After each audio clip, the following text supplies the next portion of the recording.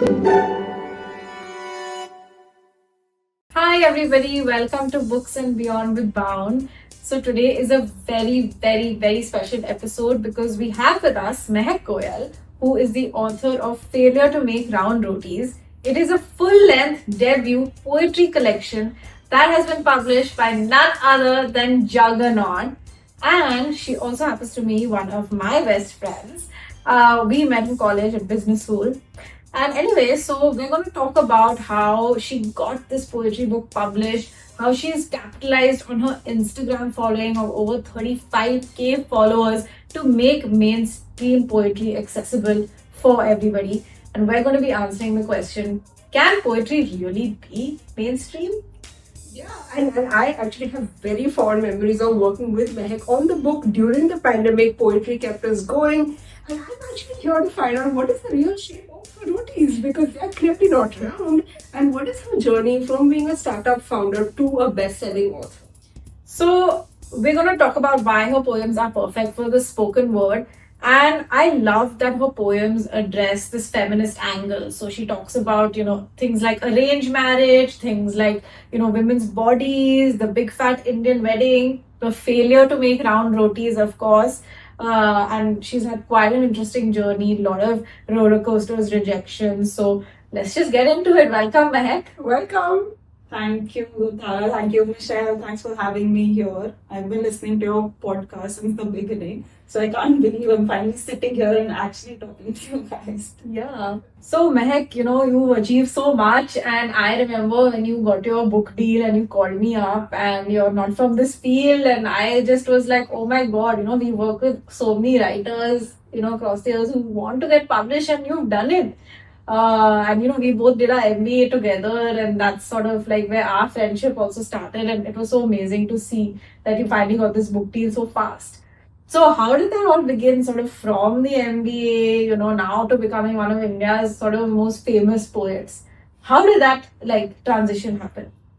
So I've always been a voracious reader. I feel that every week that I and Tara talk on the phone even, right? We reserve half an hour to discuss which books we're reading and we give stars to each and every book that we've read. And it's a fun conversation.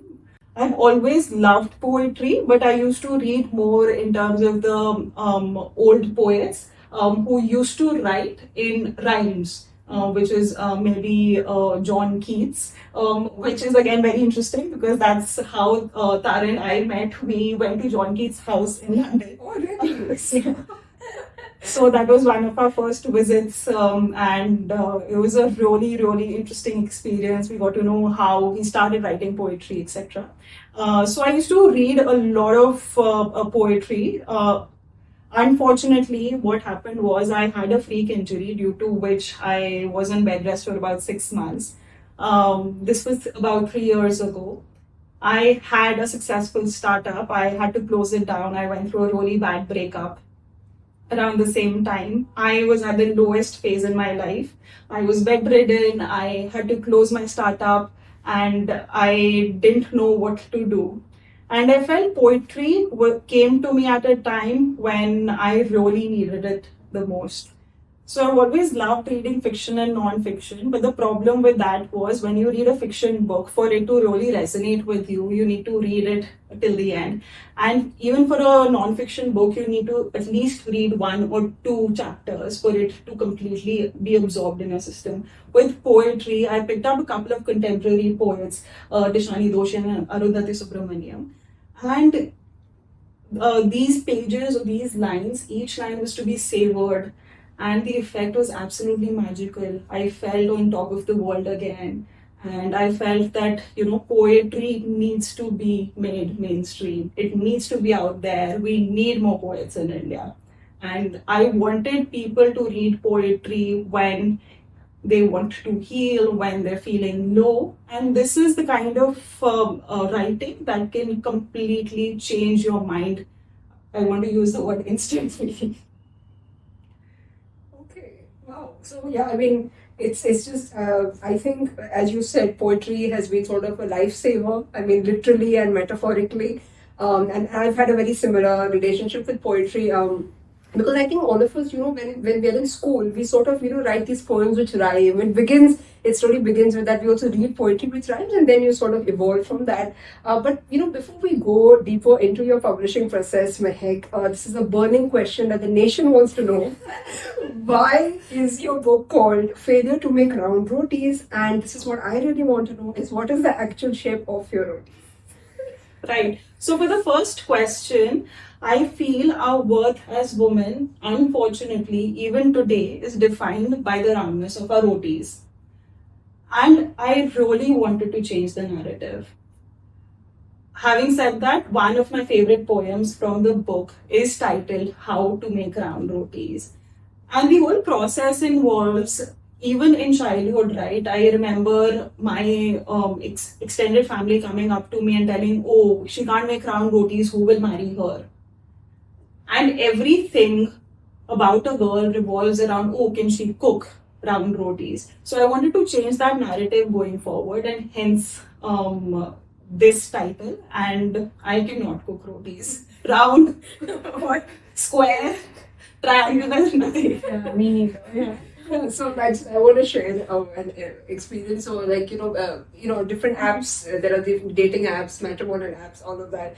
So I remember chatting with this guy once, and it almost felt like an interview for a cooking role because he literally instead of finding out about like my traits and different things, what I like, my interests. That was all secondary. The first thing was, Michelle, can you cook? And I was, oh, am I being hired as a cook here? It was so funny, but I totally relate.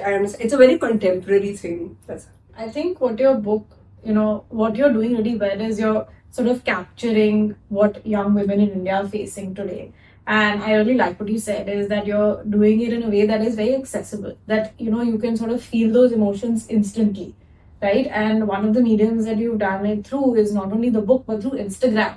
And that's something that we've not really seen in India, using sort of Instagram as a medium and communicate these very high quality, serious topics, but also in a way that everyone can tap into that.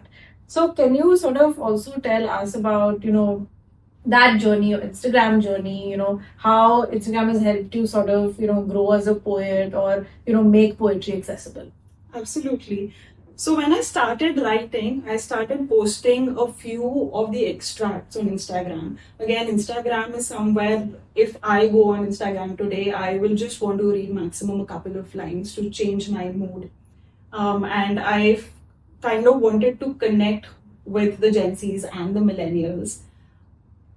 When I started writing poetry, I started writing a lot more about heartbreak because I was going through one.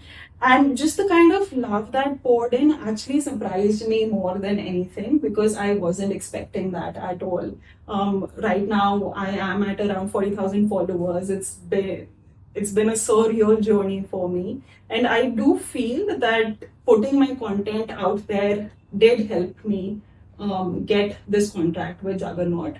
Because I feel that once they have the validation that, oh, she has X number of followers and her book will sell, at least starting through her followers, I think even the publishers show some kind of brownie points for that. You got that validation from not only Instagram but also the very serious like journals. I was gonna add that exactly. So you are sort of in this I feel like you're in this point where you are taking high quality poetry and making it accessible and also speaking to an audience that Michelle, your story, right? Every time I talk about this book to any of my friends, yesterday I met a friend and I told her about this book and she read it and she said that look, I'm she's 27 years old. She said, I'm going through an arranged marriage. This is exactly what I'm going through because this is sort of what every sort of woman in India, some form or the other goes through. So I think that it really speaks to that.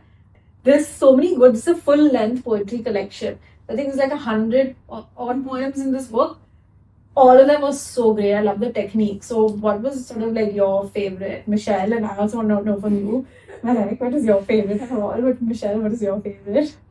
Mine, I think it's very tough to pick. Yes, there are quite a few that I remember that we had worked on, and I kept telling Mehak like, wow, Like what I liked is she's taken the sort of themes and topics that we all think about, but she's sort of written that in a way that really stays with you. So I think one of the poems that really stayed with me was called Passport, because I mean, women have been objectified over the years in different forms, and the way she uses the sort of woman in the form of a passport, right? I think there's a line in it that says like he stamps the. Oh, can you please read that line if it's possible? It's just one line, but that's gonna stay with you. Yeah. Collars the Mangal Sutra around my neck, holding the leash. On your knees, he says, stamps sindoor on my forehead. My God. That imagine the imagery of stamping sindoor on the forehead. I love that, Mehak. And I kept telling people, like after reading that, I kept telling people you should read this poem. But yeah, for me that was it. I think, what I liked is so bold, and also these analogies like a woman as a passport. Yeah. One of my favorite poems was his requirements for a bride Hmm. and her requirements for a groom, because Mehak has used, white space really well. So in his requirements for a groom, there's sort of like a whole For a list. bride. Yeah. For a bride, there's a whole list The full of page. requirements. Yeah. And then in her requirements for groom is just a sort of a blank page. So that was one of my favorites. But Mehak, what was sort of like, a poet that, because I remember also when you started writing, Michelle and I were reading some of the early drafts. Yeah. That time itself, we were like, oh, there's something here. We knew that, poetry is very difficult to get published. Maybe we were more cynical. And I'm happy, we'll speak about your journeys coming out. Yes. But that time we knew that, this is powerful. Yeah. So you tell us now. Right. So before I go to my favorite poem, I just want to say that it was done with a lot of intent, right? In general, there are two schools of poetry today. One is the Rupi Kaur school of poetry, where you put out a lot of content on Instagram. It is very, very accessible. At the same time, it is talking about the most relevant things in a very diluted way. Right? And then there's another Ranjit Hoskotes and the Jeethal School of Poetry, who write poetry which is to be savored. Sometimes you need even half an hour to read that poetry, and the effect is magical and will blow you away. But people in our generation do not have that time and energy, right?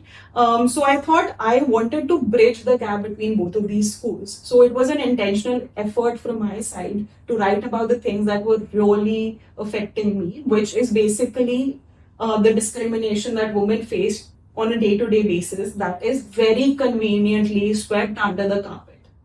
And this is the starting point of where I thought, my voice will matter, where I said I need to write about things such as arranged marriages, which is normalized today. The girls not having a say in the marriages, again normalized today. How beauty is directly proportional to how fair you are. Very, very normal, right?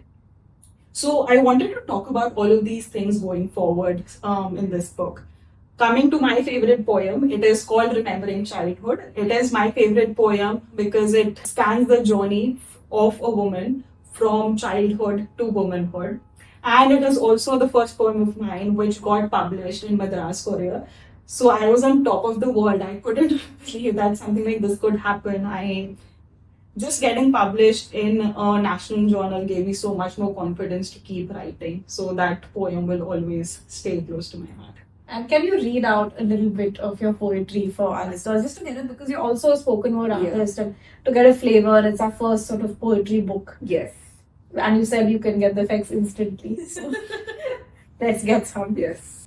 I'm going to be reading an extract from What Was Said When He Fell in Love.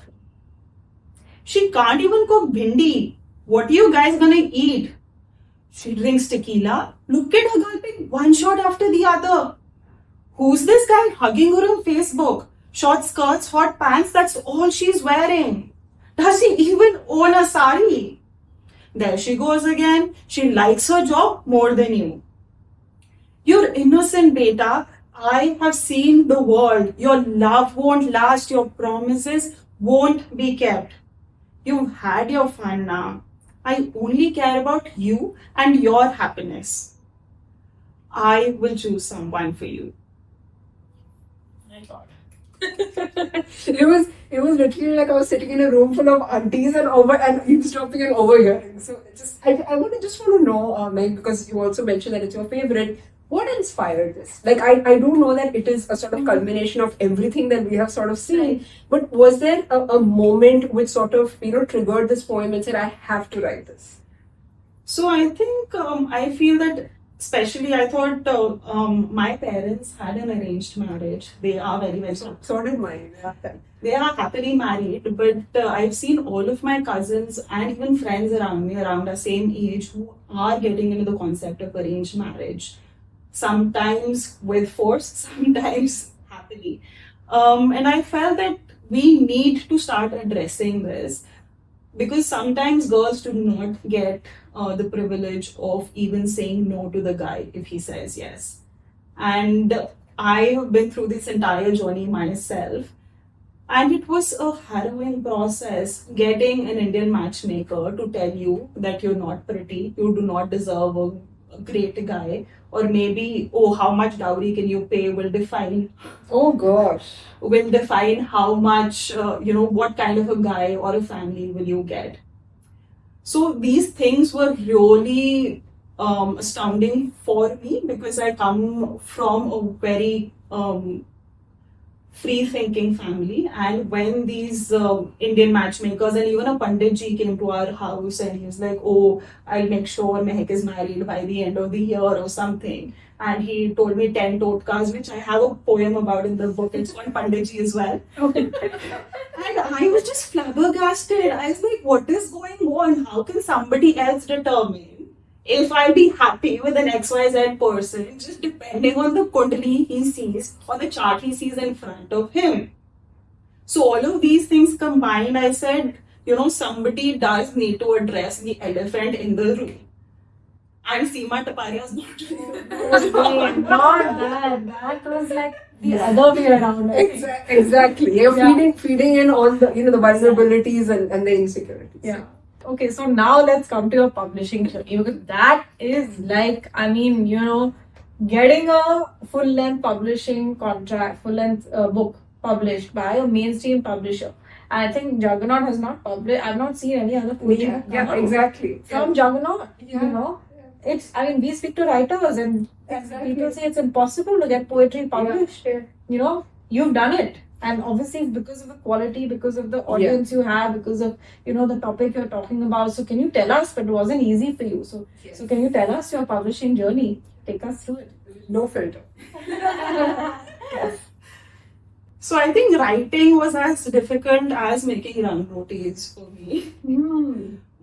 But I felt that publishing was a journey that I wasn't even prepared for. I completed this book a year back and I felt, I want to publish it. But how? Because I'm not from this industry, I don't have any contacts here, and I didn't know the ABCs of doing it. So as simple as it sounds, I Google searched top 5 publishing houses. I mailed them on their general submission form and I said, okay, let's wait for 2-3 months. If they call back, it'll be great. If not, there's nothing to lose, right? I didn't hear back from them for 6 months. And then I said, no, I need to take things more in my control. So I curated a list of about 300 commissioning editors. What? Yes, now I know what a commissioning editor is, by the way. Commissioning editors, literary agents, editors at Penguin. And just reached out to them on LinkedIn, on Instagram, and on mails. Cold emails. Absolutely cold emails, just sending a few of my poems, seeing their interest. Surprise, surprise, 90% did not reply. So I said, what else can I do? So my next step was actually going to their offices and trying to talk to them. Oh. So I remember standing out of Rupa's HarperCollins offices for hours and hours. And this is in Delhi, right? This is in Delhi, right? And I stood there for hours and hours, and I went to the receptionist, and I was like, "Oh, can I meet somebody? This is my poetry book." And I had a few copies printed just to give to these publishers, right?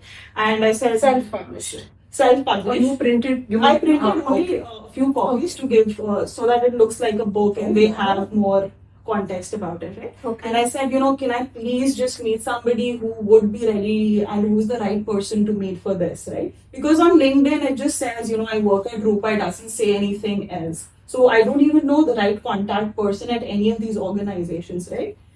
So interestingly, what happened was the person said, I cannot let you meet anyone if you don't have an appointment. And how do I get an appointment if I don't know anyone?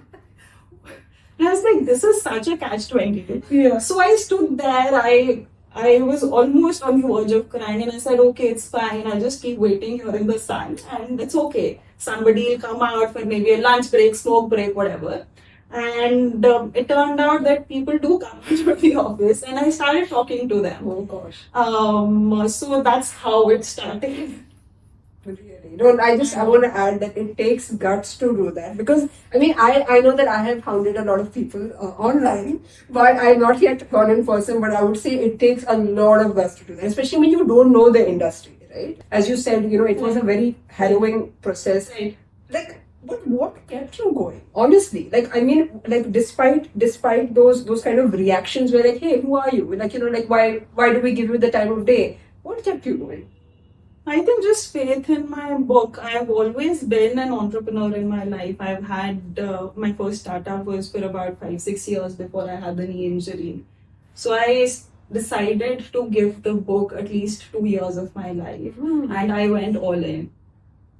And I treat this book as a startup again, where in the phase one, I need to reach out cold call to as many people as I can. Get rejected as many times as I can. I know I'm being brave about it right now.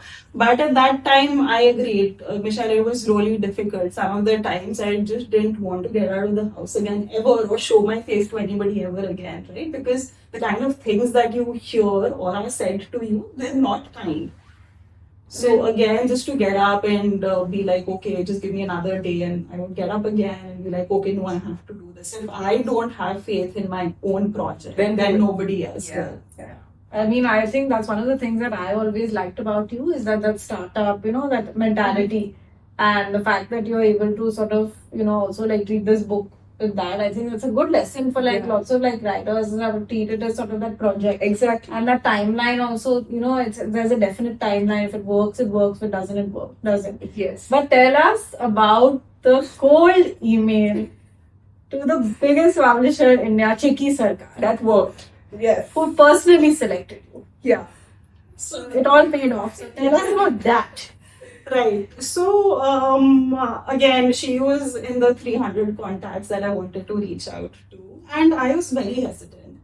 Not from the fact because I knew who Chiki Sarkar is, but till now I was only approaching the managing editors or the editors. And this time, even while hitting send, right, I was like, oh, can I send the mail to a CEO of Juggernaut? You know what I mean? I was panicking, and I literally took 1 hour to even press that send.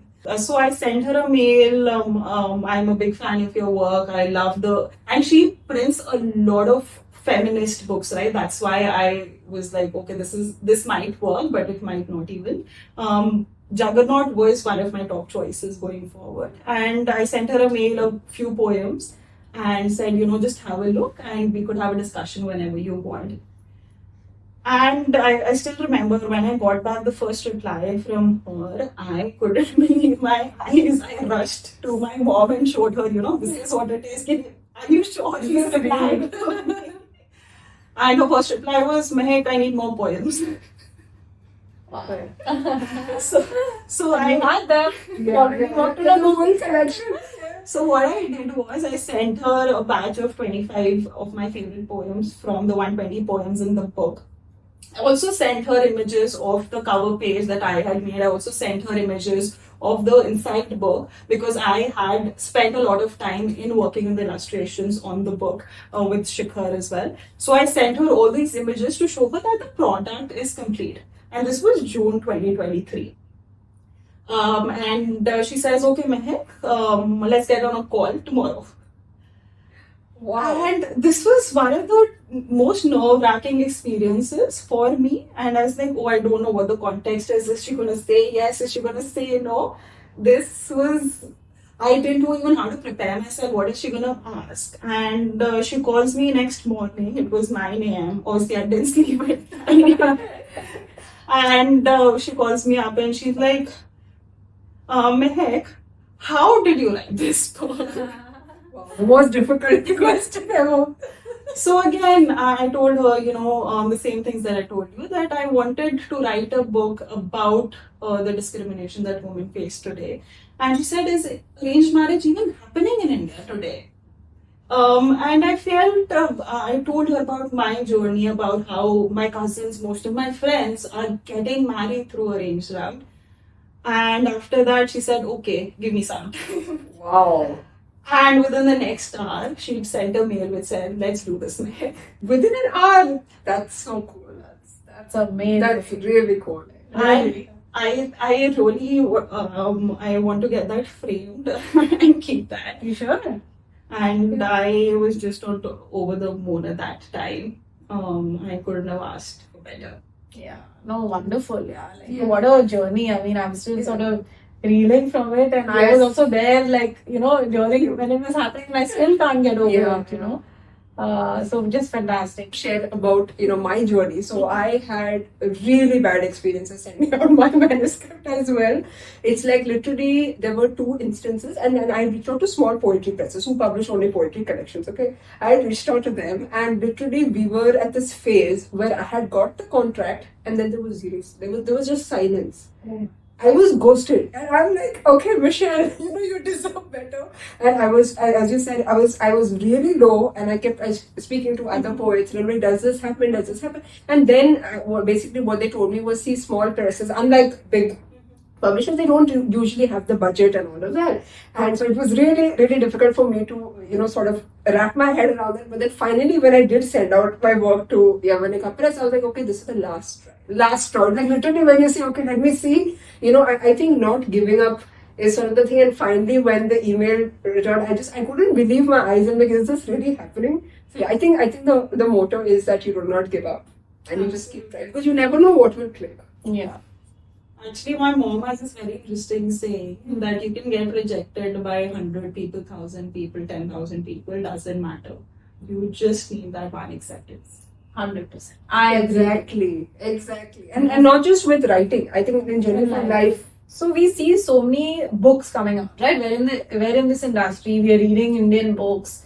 Yet we're not seeing many, I've not seen many poetry books coming out from the mainstream publishers. We have fiction, non-fiction. We have some of the poetry books, that from very well-known names like Arundhati Subramaniam, Jeet Thayal. Right, but I have not seen many sort of new works of writing come out, and I have to say that I am not sort of poetry reader.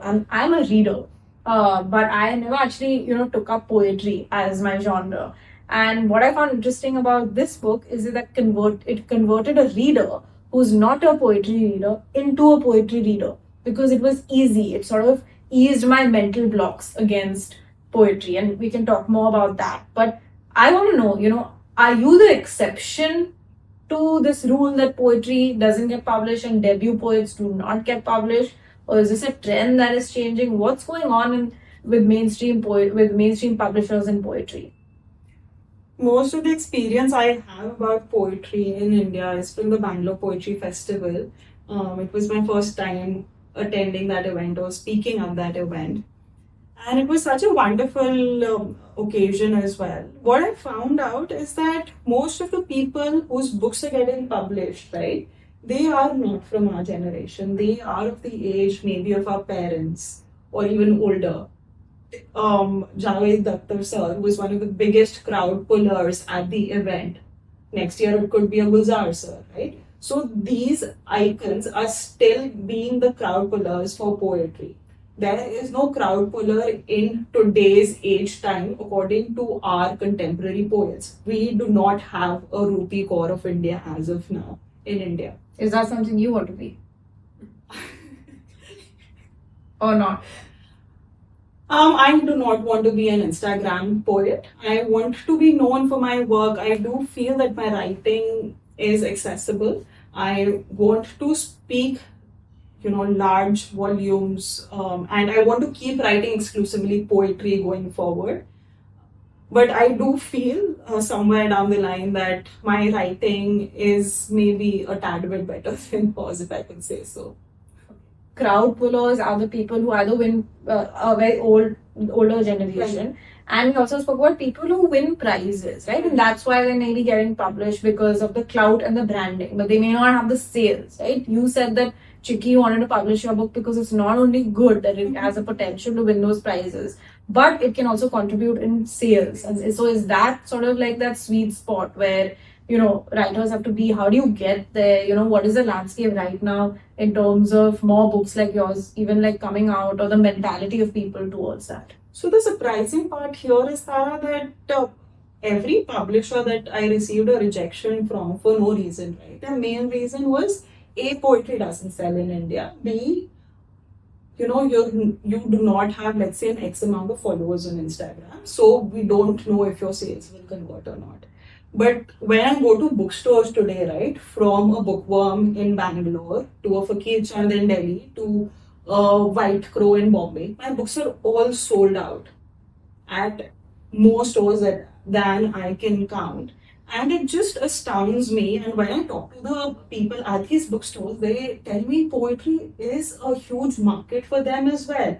Wherever you go, they will, of course, have a poetry aisle. And people love reading poetry. Maybe, I think, even the publishers need to print a lot more contemporary poets. Right now, I think the biggest gap in the industry lies is where, let's say, all of these bigger artists, from Ajit Thayil to Sudeep Sen, they do publish their own works, but they also publish anthologies where they pick up, 100 or 500 odd poems from contemporary Indian poets. But people today, right, would not have the energy to pick up that big book of poetry when they are so scared of poetry. I was scared, telling you, I'm telling, like, I really was scared of poetry because I thought, this is something that, despite being a reader, I mean, you guys know me, I thought this is something I would not be able to get into without, consistent effort and time. I didn't realize after reading your book that I could sort of like really like come to enjoy it. And also, I can't read, I can't read fluff materials and like badly written stuff. Well written, but easy to grasp and understand poetry. Yeah, and it's not just reading, Tara. Actually, see, as a writer, even me and the kind of, writers who have reached out to me, they have said that, poetry is something that I don't understand. Or, they even say, I'm not a poet. It's almost like this label that they put out for themselves. And I wonder, but why, right? Why don't we start small? And then they immediately, the next step is, what kind of poet am I? They go into that kind of thinking, right? And then eventually they say, no, poetry is not for me. So I think it's not just with reading, it's also with writing. And to add to what you said earlier, Mehak, I do agree that anthologies is like it's an interesting way to sort of discover other poets. Because what I've noticed is, let's say, to buy a certain poet's collection, it's like from the reader's point of view also, it feels like, you're investing in one poet. But when you get an anthology, you're like, okay, I might be getting an overview of the entire contemporary poetry scene. But like you said, it should be well thought out, right? If the size itself is large, what is the point if people can't get access to it? And again, the point is that people are so alienated from the concept of even reading poetry, right? Presenting them with such a big fat book, right, is kind of harrowing or scary to them in the first place. So I feel the things that I did change is, one, make the title very accessible, make the title stand out, and stamp on the cover that it is a strong feminist poetry book. Take it or leave it. So failure to make round rotis is as feminist, according to me, as it can get.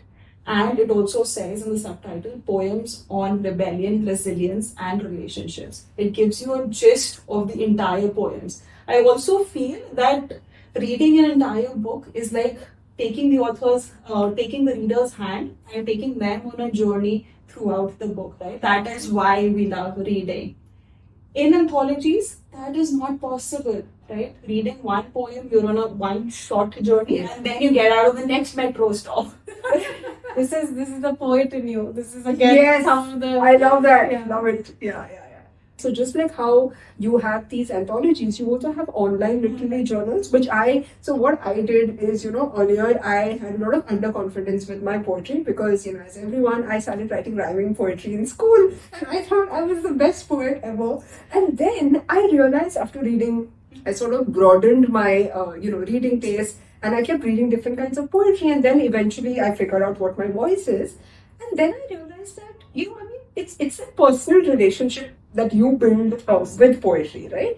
And what I did was made a list of literary journals to get published in, and I kept a target, like you said, like 2 years, 3 years, and I said, okay, if I make it to these journals, maybe in the next 2, 3 years, I think that I have done decently well. And when I cracked that, I was like, oh, Michelle, like I was on cloud nine.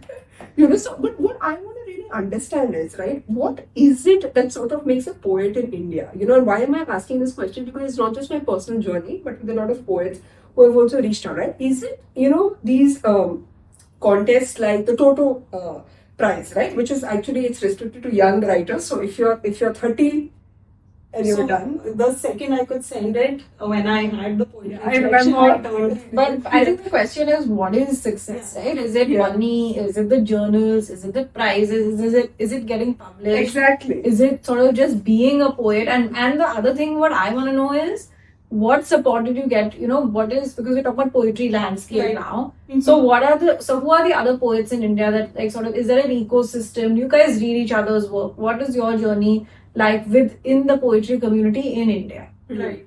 So for me, I think the sweet spot when I started reading Indian writing was all these authors from Chitra Banerjee to Amrita Mahale. All of them had such accessible, good fiction. And at the same time, it was so powerful that they have won awards as well as accolades for their work. So that was the inspiration or aspiration, you could say both of these things, that I started with. I want to do that for poetry. What has already been done for, let's say, historical fiction genre today in India, I want to replicate that for poetry. But I also feel that I cannot do it on my own. For historical fiction, the Anand Neelkant, Amish Tripathi, Devdutt Patnayaks had to come together to have that sort of revolution for their genre. I feel we need a lot more strong poetry, a lot more strong contemporary poetry by contemporary writers for contemporary readers. We need a revolution. We need a poetry Totally, revolution. Masha. So what is the poetry ecosystem like in India today? Like, who are your fellow poets? How do you sort of navigate that? There are again a couple of schools of poetry here. One is, of course, the very, very famous ones. The spoken word poets are killing it on Instagram and YouTube. They are very, very accessible. But their timelines is about, one reel of theirs becomes famous around 5 to 6 years later once they start performing it. Because again, it's an art, it needs to be honed, it needs to be worked at, right? And then there are poets who are getting published in journals, and they're working on it sort of a part-time basis where they're not able to dedicate so much time to their craft that they can complete a poetry collection of their own, which kind of hampers the entire process. And then it is just limited to, let's say, submitting to journals and getting published in anthologies. So I also feel another thing that worked for me was the length of the poetry book. I was very insistent on writing. There are 120 poems in this book, over 200 pages. A general poetry book that you will see today will have at max 50 to 80 poems. 80 is a lot. It will be 50 poems within less than 100 pages. Wow. So I wanted to go all out in terms of providing that rich, nourishing experience to the reader and telling them, we are going on this journey together. And I think for me, to get an idea of the poetry ecosystem, what I do, I literally bookmark every new issue that comes out from literary journals, and I sort of see, okay, which are especially the poetry section, and I read them, and if I like something, I follow that poet's career trajectory. Like, is their collection gonna come out? Have they won anything? I think that's another way to sort of keep track. So, Mehak, your book covers a lot of these hot topics like, arranged marriage, and then you have a poem on Barbie and Ken and how they are sort of arranged. So, I want to know that these poems, which are sort of very hard hitting, trying to talk about the taboos in Indian society, what is the impact that they are actually having? That's a very interesting question, Michelle. And I am glad that so many people are reaching out to me on Instagram, on Facebook, on even LinkedIn, and males as well. And they're telling me, specifically young girls who are in college, who are in school, who want to pursue their dreams, where a young girl messaged me the other day. She said, Mehak, I really, really want to go to college of my dreams, which is in Delhi, but my family doesn't want me to go out of my tier 2 city. And she said, can you just support me and tell me that I'm doing the right thing? For us, something as simple as that, right?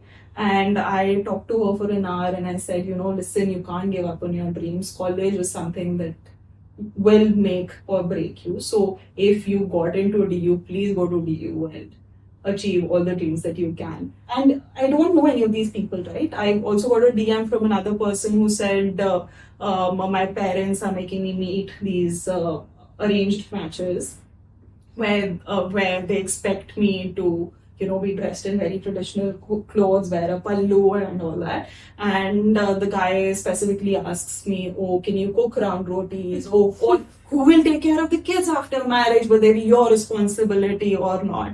And I'm completely not comfortable with this line of questioning. And she said, is it okay for me to tell him, I don't want to take these decisions today? Like, listen, we need to have boundaries, and this is going to be a collective decision going forward. So I think people today, more than anything, are searching for that resonating factor. Everybody, I feel a little older now, but everybody is going to go through this experience from childhood to womanhood, where we have to put our pretty foot forward the time a rich guy walks in and we have to patao him, right? That is a general expectation that the society has from us, and if we find him boring or unappealing, God forbid, there's something wrong with us. Yeah, no, it's so weird. I think like all of us have like gone through this, right? Like, but I think it's about the validation that your readers also feel. It may not be like direct action. Exactly. So But it might not be the change. Yeah. It's more like, Someone gets me. yeah, like, for a mindset to change, it might take a lot of years. But then, you're sowing a seed somewhere and it's sort of starting. But yeah, I would like to go deeper into maybe a couple of poems. Yes.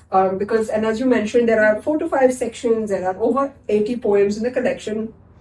Sort of what I really liked about the collection was the flow, right? Because you have a prologue, right? I want people to know that this book is also very unconventional in its flow, right? Not just in the topics that it picks. So there's a prologue, there's an epilogue, and there are sections which are titled How to Do Laundry, the Indian Matchmaker, A Woman's Lexicon. So I want to know that, could you maybe focus on one of these sections? So let's say Woman's Lexicon. Why did you decide to have a section on that, and what are the kind of poems that you decided to put on it? When I started writing, I wanted it to come. I wanted the poems to talk about the life that I've had till that point, and that's again everybody's life starts with childhood. The first section is about childhood, being bullied yet being resilient.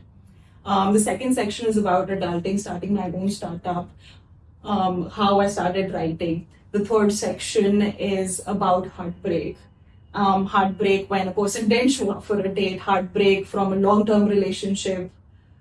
The fourth section is about love. And it is not the, oh my God, I'm in love. But it is about being vulnerable in love. Oh my God, will he love me tomorrow as much as he loves me today? Kind of love. And just having that kind of underconfidence, as Michelle had spoken about earlier, in ourselves, that do we even deserve this kind of love? Or what have we done to deserve this kind of love? The next 2 sections are a tug and pull between self-love and self-hate. And the last 2 sections, which are my favorite from the book and which are going to punch every reader in the gut, are the arranged marriage and the woman's lexicon. My section. So it ends with a bang. Nice. Okay. So the woman's lexicon section was, again, it is the title of one of my favorite poems, and it begins with how my grandmother, once I got my periods, which is when you turn into a woman, she came up to me and handed a book, which is literally a woman's lexicon, by saying that this is your ABCD of a woman, and this is how you're supposed to behave from today. What? No, I mean, is it a metaphor? She It is gives a you book. metaphor. It is Oh, a okay. metaphor. Actually, literally, we did have a discussion about this, and then she was a very traditional woman, and we were just having a general conversation. And she told me that, now that you're a woman, Mehak, you need to dress more properly. You can't wear dresses. You can't roam around with boys. Not that I was Yeah. but just those kind of things, right? So, and even just the taboo of periods, right?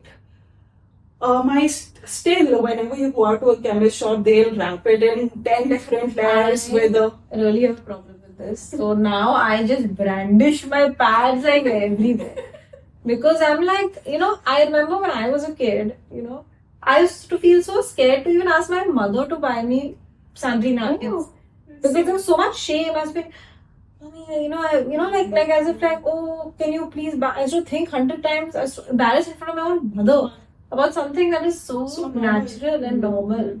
So I think, yeah, definitely that section was. I think we can go on and on about every poem in your book has a very interesting story behind it because it's taken so many years to write each of these poems, right? And everything like your grandmother's, the woman's lexicon. We can go into all these poems. And I wish we could have given time for that. So maybe we'll do a longer episode. We're going to get all the poems. But we are ending the end of the episode. So I want to ask you, what are your favorite poets? What are your favorite poets? And also 2 book recommendations. Because I know you're also an avid reader. Yes, and if I can just add book recommendations, let's say for people who are not avid readers of poetry, someone who wants to sort of start out and get a footing. So, my favorite poet right now is Fatima Asghar. She has this beautiful, beautiful book, If They Come For Us. It is, she is a migrant in US, so she also talks on top of feminism. She also talks about the racism and everything else she faces before 9/11, after 9/11. And it's a beautiful, beautiful book. Do give it a read. My other favorite poets are obviously Arundhati Subramaniam. I adore her work. One of my favorite writers of all time is Chimamanda Ngozi Adichie. If you haven't read her work, do start with her TED Talk. We should all be feminists. And I just completely in awe of her work. I wish I can reach there sometime, wishful thinking, and putting it out to the universe as well. And another writer that I'm really proud of, I'm also doing this thing where I'm reading from writers around the world, not just US and UK, because that is what we're taught to do. Because most of the best-selling lists are from these 2 countries, again, English-speaking countries. So what I started doing is reading from people in translations and started reading people who are from different countries. So I really loved this book. It's titled Infidel by Ayan Ali, and it is a beautiful book about resilience. She was from Somalia, and she has survived female mutilation, brutal beatings by her family. And then she was getting arranged marriage and being shipped to a different country. And she stopped in Netherlands, took, claimed, what is it called? Asylum. Claimed asylum there. Thank you. Claimed asylum there, became a member of parliament in Netherlands. And I was just mind blown by her journey. From having that sort of upbringing to completely taking control of your destiny is something that really inspires and empowers me. So do give these books a read. I think definitely going to read Yes. these. Yeah. Yes. I think your book also, it would have an international audience as well. Yeah. Anyway, so we are at the last Yes. section of this interview, which is called the Fun Quiz Round. And we have a quiz master, Michelle. So Michelle, take it away. I do love this with these rounds. Okay, you get to pick only one option. Mehak, no cheating. Okay. One phrase that you hate hearing. She's too much. Why is she like this? No one will marry her. No one will marry her. One dish that you are tired of perfecting. Dal, roti, or rice. Definitely roti. The most difficult. one traditional custom that you would love to get rid of through your poetry. Karwa Chauth, Kanyadan, or Suhagrat. Oh my God, Michelle, you used a lot of imagination in this one. Kanyadan for sure. There's another poem in the book about that, but I just don't understand. Kanya Dan is literally donating daughter to the new family, which is beyond me. I can't even. Yes, that's why I've included it. Okay, awesome. One thing that you have been judged of the most: your dressing, your complexion, your profession. All of the above. All of the above. my gosh. A girl needs to work on her hair, her mind, or her nails. Definitely her mind, because the other things can work on its own. Okay, this is our last one. Your ideal caring must be caring, chivalrous, loving. I think caring for me is the most important thing. Once you care for somebody that deeply, then it is very easy to love that person and be loved as well. And the question is, have you found your ideal friend in real life? We all want to know. That's for another podcast. Michelle, Oh my I God. love it. So diplomatic, Mehak. Lovely. Cool. But I think that we could sort of really continue this, but I just want to again congratulate you on the book and the fact that it's reaching so many people, and just hope it continues reaching so many people again. And the fact that Chiki Sakar picked it up is more validation, and you can sort of, you don't need any more validation than that. Best of luck, Mehak. I'm so happy that you, my friend, have become a best-selling author into many, many more books. And I bet you that next time you're not going to need to go to 300 publishers. You're going to have publishers running after you. Exactly. I was just going to say that. They're all going to come to your doorstep. When's your next collection coming out? And I have the last thing. I don't know if you see this show called Kapil Sharma Show, Yeah. but ideally he asked this question in the middle where he's like, "Oh, what did you do to come here on this show?" And since the beginning, when I started listening to your show, I was like, "How can I get on the podcast?" So here's the book, and this is how we roll. This is how we roll. This Yes. is how we roll. Yeah. So this brings us to the end of another fantastic episode. Like another, if you are a poetry fan or you have anybody you know who's a little afraid of checking out poetry, make them listen to this podcast, and we do hope it will change their minds. Thank you so much for being with us. We'll be back next week with another episode.